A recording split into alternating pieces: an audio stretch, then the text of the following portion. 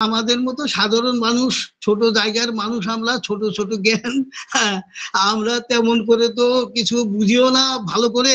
তো একটা জিনিস আমরা বুঝেছি, ধর্মটা এতদিন যেরকম ছিল আর কি আমাদের ধারণাতে, এই ধারণাটা ঠাকুর অনুকূলচন্দ্র আসার পর একেবারে পাল্টে দিলেন কি বললেন যে ধর্ম যদি ফুটলো না তোর সংসার মাঝে নিত্য কর্মী, বাতিল করে রাখলি তারে কি হবে তোর মন ধরবে।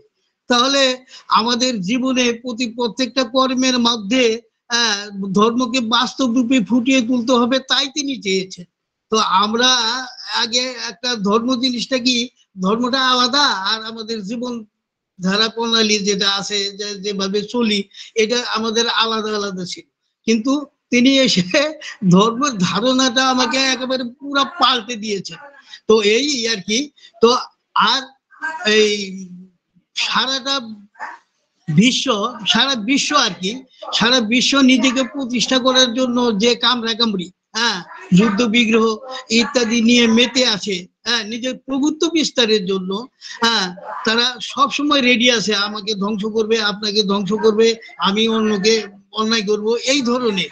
কিন্তু বিশ্ব ভ্রাতৃত্ব তিনি সৃষ্টি করলেন। তিনি, আমাদের একটা গান আছে না, যে তুমি বাঁচা বাড়ার মন্ত্র দিলে, বাঁচা বাড়ার মন্ত্র মানে বেঁচে থেকে বেড়ে ওঠা ধর্মের মূল কথা। এ কথা হে মানব ভুলো না তুমি।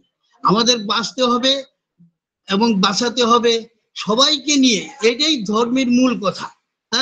তো আমরা মানে কিন্তু ওগুলি ভুলে গেছি। আমরা আমাদের জীবন ধারা প্রণালী এমন বিপথে পরিচালিত করেছি, নিজেকে প্রতিষ্ঠা করার জন্য একেবারে কলুষিত হয়েছে আমাদের জীবনটা।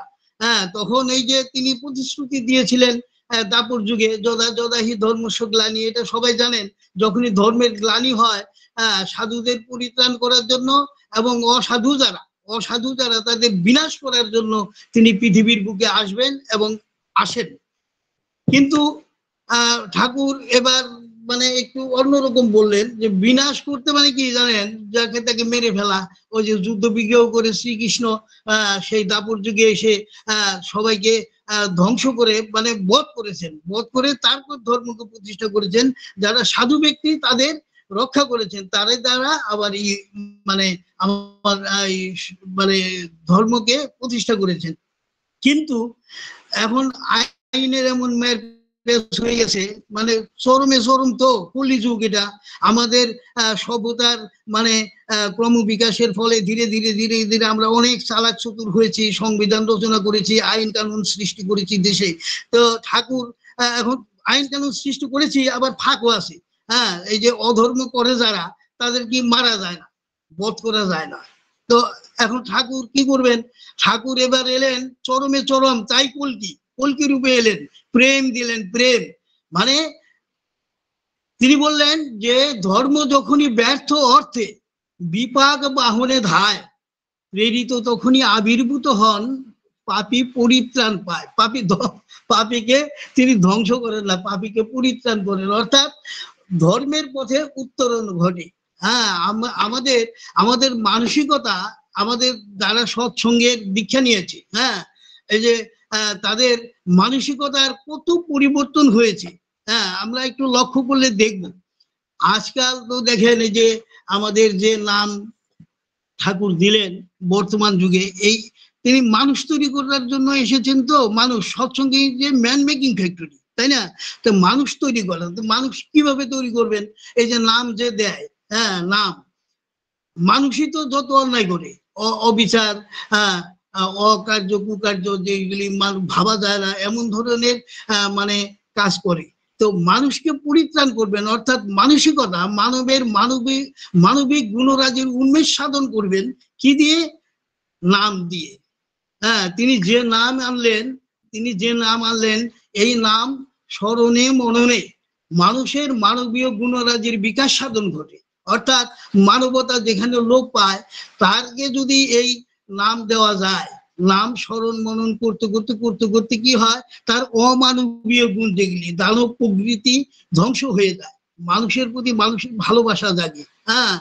তো আজকাল তো দেখছেন ইউটিউবে অনেক দাদারা মায়েরা মানে দাদা অনেক জ্ঞানী গুণী ব্যক্তি বেশ সুন্দর সুন্দর মানে লাল নীল মানে নানান রকম পোশাক পরিধান করে হ্যাঁ মানে কত কথা বলেন যে ঠাকুরের সৎসঙ্গের বিরুদ্ধে, হ্যাঁ মানে সৎসঙ্গের বীজ নাম ফাঁস হয়ে গেছে। হ্যাঁ তো দেখেন ওই যে আমাদের ওই যে চৈতন্য মহাপ্রভুর যুগে একটা গান আছে না, হ্যাঁ একটা গান আছে যে এমন মধু মাখা হরির নাম নিমাই কোথায় পেয়েছে, ওই নাম একবার শুনে হৃদয় বিনে, একবার শুনে হৃদয় বিনে আপনি বেজে উঠেছে। ওই গানটার মধ্যে এই গানটার মধ্যে একটা কথা আছে, আরো তো শুনেছি কত না এ নাম, কখনো তো এমন করেনি পরাণ। আরো তো শুনেছি কত না এ নাম, কখনো তো এমন করেনি পরাণ। আজ যেন এক নবভাবুদয়, আজ যেন এক নবভাবুদয় হৃদয় মাঝারে উঠেছে।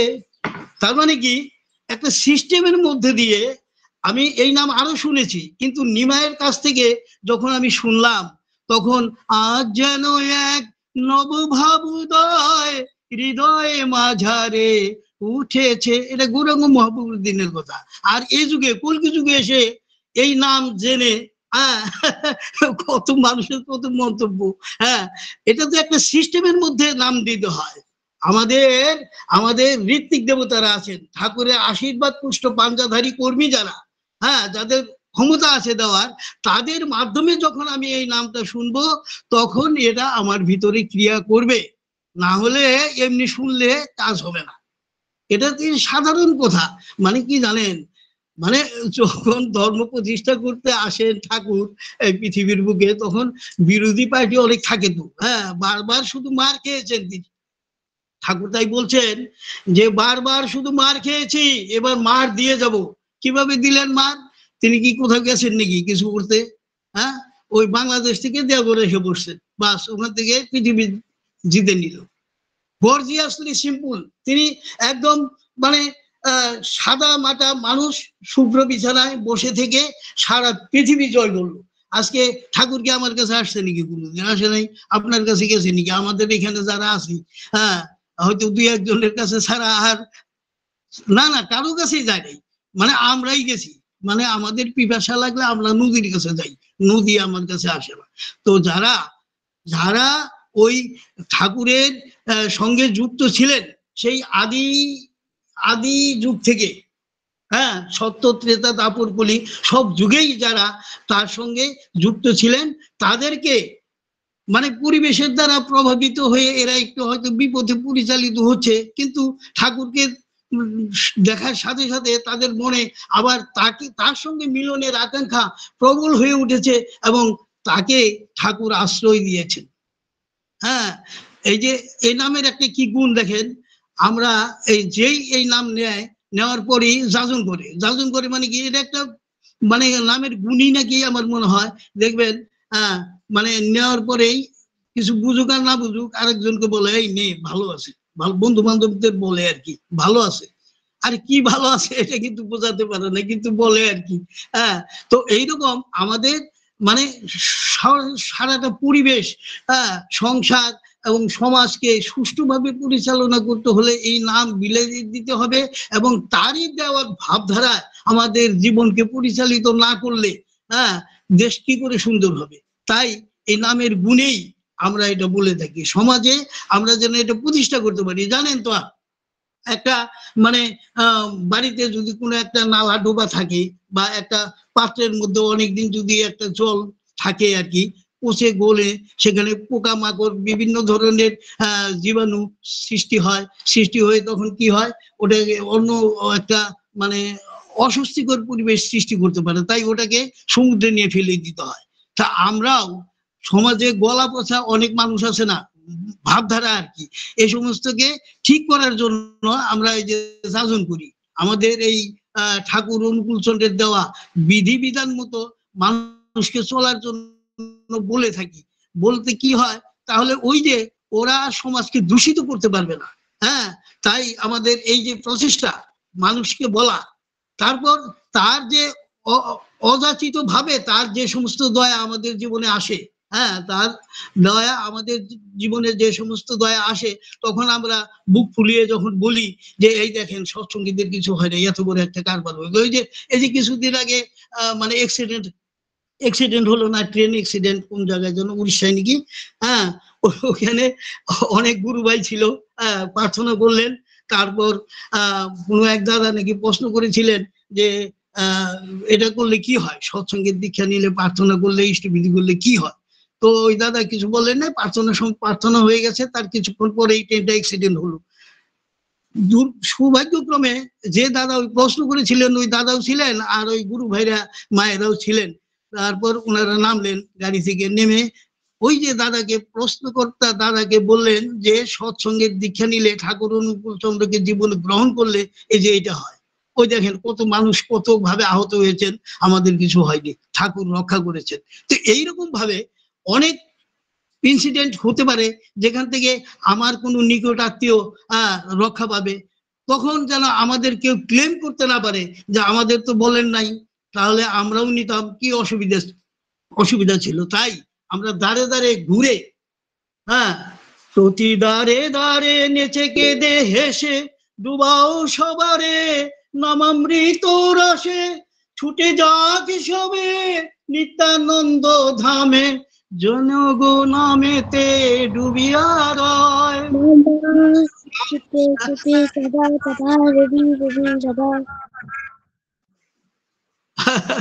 কত কত গান বেঁধেছেন আমাদের ভক্তরা, হ্যাঁ মানুষকে বোঝানোর জন্য, হ্যাঁ তারপরেও আমরা বুঝি না। মানে কি জানেন, জন্মগত ভ্রষ্ট যারা কবু ভালো হয় না কথাটা ঠাকুর বলেছেন। এখন আমরা যদি না বুঝি, বুঝলে, তাহলে তো করার কিছু নাই। তো আমাদের চেষ্টা করতে হবে যারা ঠাকুরকে গ্রহণ করে, তার এখানে যত দাদারা মায়েরা আছেন, আপনারা কেউ বলতে পারবেন না যে আপনাদের জীবনে ঠাকুরের দয়া বর্ষিত হয়নি। হয়তো কেউ বলতে পারেন, কেউ বলতে পারেন না। আমার জীবনে দেখেন, একবার বহুদিন আগের কথা, আমার মেয়েটা তখন ছোট ছিল। আমার মেয়েটা ওই পড়তে যায় এক বাড়িতে, তারপর আসার পথে ওই আমাদের গুরু বনি একজন ছিলেন, ওর কাছে পড়তে যায়, তখন 2 নাকি 3 এরকম ক্লাসে পড়ে আর কি। তো দেখছি আমি আমার দোকানটা রাস্তার পারেই, আমি ওখান থেকে দেখছি আমার মেয়েটাকে শিক্ষা দিয়েছিলাম যে তুমি রাস্তা পার হওয়ার আগে এদিক ওদিক দেখবে গাড়ি আসছে কিনা। যাই হোক, ও তাই করলো, আমি দেখতেছি দূর থেকে যে ও তাই করলো, মানে এদিক ওদিক পার করে তারপর দৌড় মেরে রাস্তা পার হতে যাচ্ছে, এমন সময় কখন যেন মানে এক পলকে গাড়ি একটা আসলো, তখন ওই ফার্স্ট ক্লাস মানে কি ওই অ্যাম্বাসেডর কার গুলাকে ফার্স্ট ক্লাস বলতাম আমরা। যাই হোক, ওই অ্যাম্বাসেডর কার এসে ওকে এমন ভাবে মারলো, একেবারে রাস্তা পার হয়ে গেছেই আর কি, ওই সাইডেই যে এমন ভাবে মারলো সমস্ত দেহটা আর গাড়ির নিচে, অ্যাম্বাসেডর খুব নিচু গাড়ি, তো গাড়ির নিচে শুধু মাথাটা বেরিয়ে আছে। পাশেই এক দোকানদার আমার বন্ধু বিপুল ঘোষ নাম, যাই হোক ওই যে কানন ঘোষ মার প্রতিদেবতা, ও যে টেনে বার করলো, আমি দৌড়ে আসতে আসতে এটা হয়েছে, টেনে বার করার পর আমি এসে পেয়ে তারপর ওকে বললাম, আমি গুডি বলে ডাকতাম, গুডি তোমার কিছু হয়েছে? কয় না না বাবা আমার কিছু হয়নি। যাই হোক, তো নিয়ে আসলাম। কিন্তু তার আগের দিন কোনো একটা সৎসঙ্গে আমি বলেছিলাম যে তার দেওয়া বিধি, যে একটা গান আছে না, যে তার জীবন মন্ত্র নেয় যে শির পেতে, কে আছে এমন কেড়ে নেবে তারে দুনিয়ার বুক হতে। তো আমার খুব চিন্তা, যদি আমার মেয়েটার কিছু হয়, গতকালে তো লেকচার দিলাম, আজকে কি হয়, আমি কি বিপদে পড়ে নাকি মুখ দেখাতে পারবো না নাকি। কিন্তু দেখেন ঠাকুরের কি দয়া, একটু আচরণ লাগে নাই, বিশ্বাস করেন এটা একটা মানে ম্যাজিকের মতো কারবার।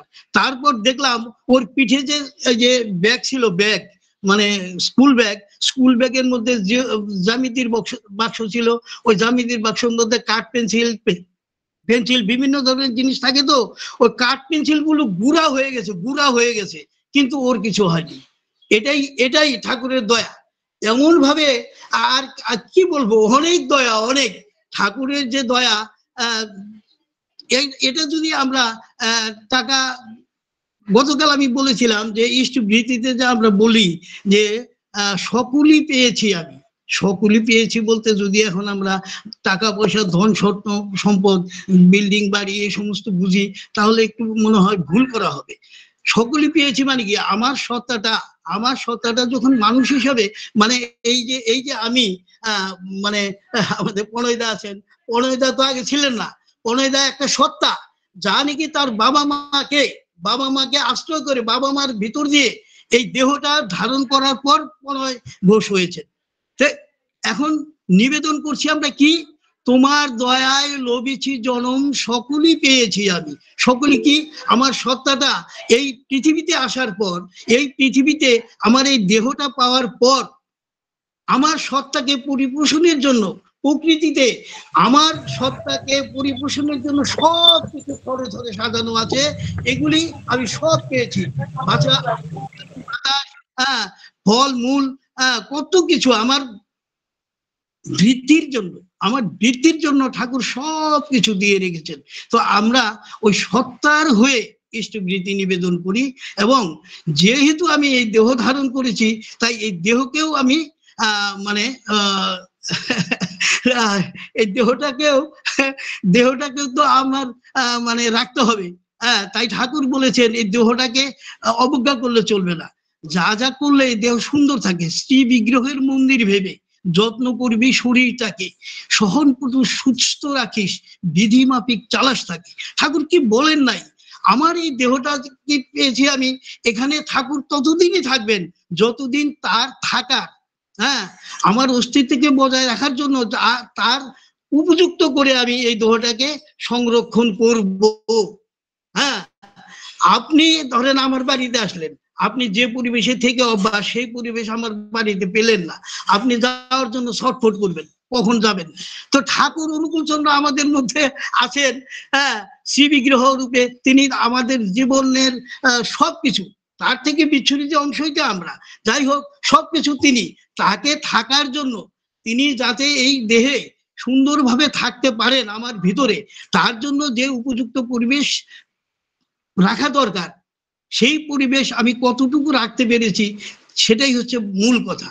আমি শ্রী বিগ্রহের মন্দির ভেবে যত্ন করি শরীরটাকে, সহনপটু সত্য রাখিস, বিধিমাফিক চালস থেকে। তো আমি ঠাকুরকে ধরে রাখবো আমাদের জীবনে।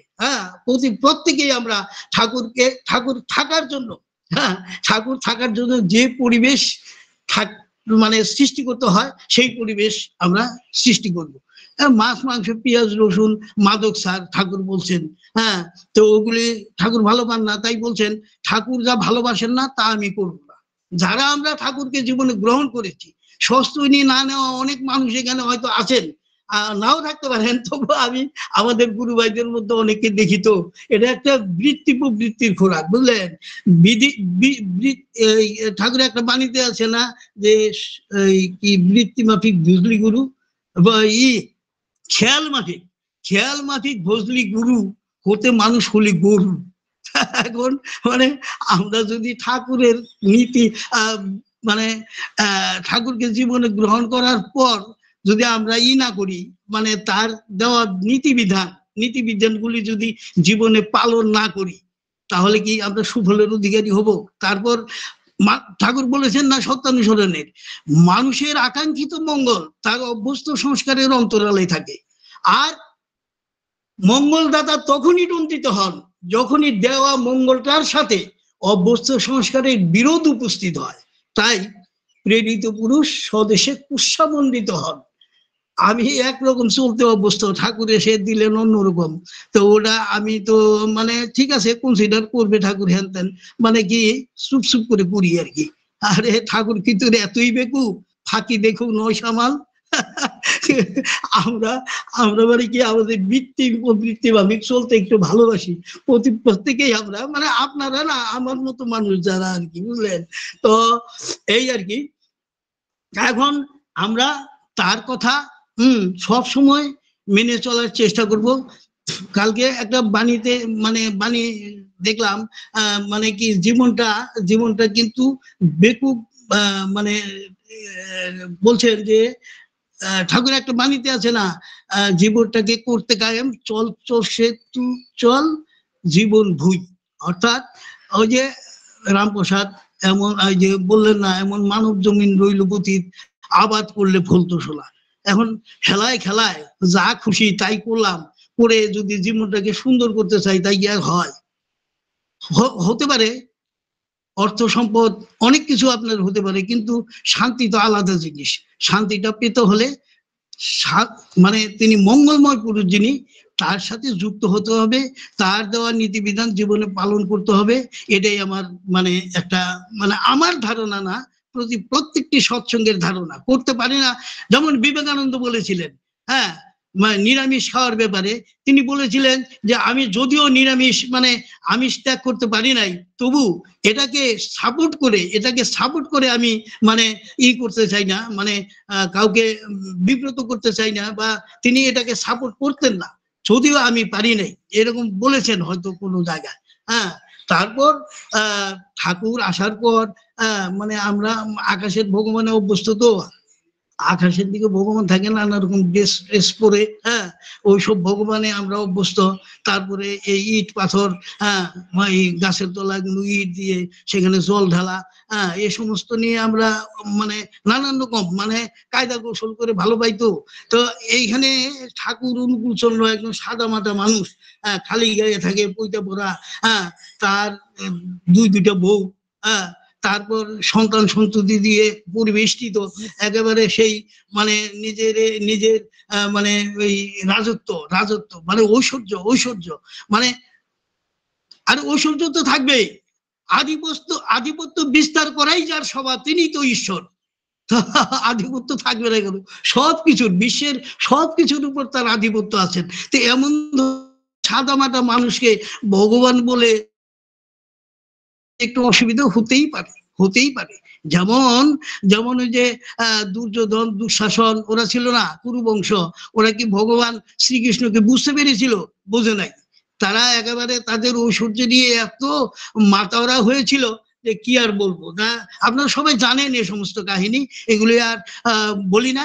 তো সবচেয়ে বড় কথা হচ্ছে আমরা ঠাকুরকে জীবনে পেয়েছি, তার দেওয়া নীতিবিধান আমাদের জীবনে পালন করে অনেক বিধান আছেন, আপনারা সবাই জানেন, বিয়ের ব্যাপার, তারপরে চালচলনের ব্যাপার, হ্যাঁ নিজের জীবনে সবকিছু কেমন ভাবে অ্যাপ্লাই করবেন এ সমস্ত সবকিছু কথা বলা, হ্যাঁ কথা কইবি গুড়ের মতো, ওই যে একটা ঠাকুরের বনি আছে না, লেপটে রবি গায়ে মিষ্ট কথা শক্ত হলে উল্টো বানে ধায়। তো এরকম প্রত্যেকটা ক্ষেত্রেই আমাদের জীবনবাদের নীতি ঠাকুর দিয়ে গেছেন। এই জীবনবাদের নীতি অনুসরণ করে আমরা যেন আরো থেকে আরোতর হয়ে উঠতে পারি, এবং অপরের মঙ্গল কামনায় নিজ মঙ্গলের প্রসূতি। শুধু আমার চিন্তা করলে হবে না, আমরা সব প্রত্যেকের উন্নতির চিন্তা করব। এইটাই হচ্ছে আমাদের জীবনের মূল লক্ষ্য। তারপর নিজের সংসার তো হবেই, ওটা গুছিয়ে নিতে হবে। যেমন করলে যা হয় তা না করে যদি তুমি কিছু তা পেতে চাও, তাহলে তো তোমার দুঃখ দুর্দশা ধরবেই। হ্যাঁ, স্বামীর প্রতি টান যেমনি, ছেলেও জীবন পায় তেমনি, স্বামীতে যার যেমনি রতি, সন্তানও পাই তেমনি মতি। এখন আমি বিয়ে করলাম, আমি এত ভালো ভালো কথা বলি সৎসঙ্গে দাঁড়িয়ে, আমার ছেলেটা ভালো হলো না, হ্যাঁ আমার মেয়েটা ভালো হলো না, এই কি আফসোস। মানুষে বলে, কিছু বলছেন নাকি? হ্যাঁ, এই যে আফসোস, এগুলি করে কি লাভ আছে নাকি? তা ঠাকুর বলেছেন যে মানে মায়েদের বলেছেন, মায়েরাই তো মানে ভগবান আসে পৃথিবীর বুকে, ভগবানও পৃথিবীর বুকে মা ছাড়া আসতে পারে না। তো আমার ছেলেটা ভালো ছেলে আসবে, ভালো সন্তান যে আসবে, তার জন্য তার মা কতটুকু উপযুক্ত তাই দেখতে হবে। হ্যাঁ, যেমনটি হিরণ্যকশিপুর মতো বাবার গর্ভে, বাবার ঔরসে, কয়াধুর মতো মায়ের গর্ভে প্রহ্লাদের মতো হরিভক্ত সন্তান এসেছিল। তো আমাদের মায়েদেরকে শিক্ষা দিয়ে তুলতে হবে যে কেমন করে ভালো সন্তান পৃথিবীতে আনতে হয়। এটা যদি করা না যায় তাহলে তো আর লাভ নাই, বুঝলেন? মানে এমনি করে স্বামীর কি দোষ ধরিস নি মেয়ে, বলিস নে তাই খোঁচা দিয়ে, অন্তরে তার তৃপ্তি দিয়ে, শুধরে নিবি সব বিনিয়ে। মানে স্বামীর কোনো দোষ থাকতেও পারে, আপনার আপনি যে স্বামীকে গ্রহণ করেছেন, মানে আপনার বাবা মা, আপনার বাবা মা সব ভালো বুঝে যে স্বামীর সঙ্গে বিয়ে দিয়েছে আপনাকে, তিনি আপনার পরম গুরু, হ্যাঁ, পরম আরাধ্য। তাকে দেবতা জ্ঞানে তার ভালো ভালো গুণগুলি আপনার মানে চোখে নজরে পড়তে হবে। তার কোনো দোষ থাকলেও থাকতে পারে, কিন্তু সেটাকে খোঁচা দিয়ে বলা যাবে না, তার মনে যেন আঘাত না লাগে। এইভাবে কেমন হতে বলেছেন ঠাকুর, যত স্টাডি করবেন ততই মানে বেমালুম হবে। যাই হোক, অনেক কিছু বললাম, সময় হয়তো হয়ে গেছে, আর 2-1 মিনিট আছে নাকি জানি না। আমার মানে অপারগতা বশত হয়তো ভুল ভ্রান্তি কিছু হতেও পারে। পরয়দা আমাকে বললেন, কেন বা বললেন জানি না, আমি এই সমস্ত এই ধরনের কথা বলি। তাই আপনার যদি কিছু ভুল বলে থাকি আপনারা ক্ষমা করবেন। আর মানে কি বলবো, আপনারা ক্ষমা করবেন, মানে কি ধরিয়ে দিবেন। যেমন এই যে কালকের আলোচনাটার উপরে আমি একটু বললাম, তা আজকে আমার আলোচনার উপর যদি কিছু থাকে বলবেন, আলাপনীতে আমি শুনবো, যদি ভুলভ্রান্তি কিছু হয়ে থাকে। সবার মঙ্গল কামনা করি, সবাই ভালো থাকবেন। এই যে আমাদের করুণামা শঙ্কর বসাকদা এত সুন্দর কীর্তন করলেন, এটা কি ভাবা যায়? এরা না গান জানে না কীর্তন জানে, কি জানে? তো এই ঠাকুরকে ধরে এই যে এগিয়ে চলছে, কি একটা মারাত্মক ব্যাপার। এই যে আমরা সকাল থেকে বিভিন্ন লিঙ্কে কত কীর্তনাদি বললাম মায়েদের নিয়ে। এই তো ঠাকুরকে নিয়ে মাতোয়ারা হয়ে আছি আমরা। এইভাবে সবাই থাকবেন, আনন্দে থাকবেন, সুখে থাকবেন। জয় গুরু সবাইকে।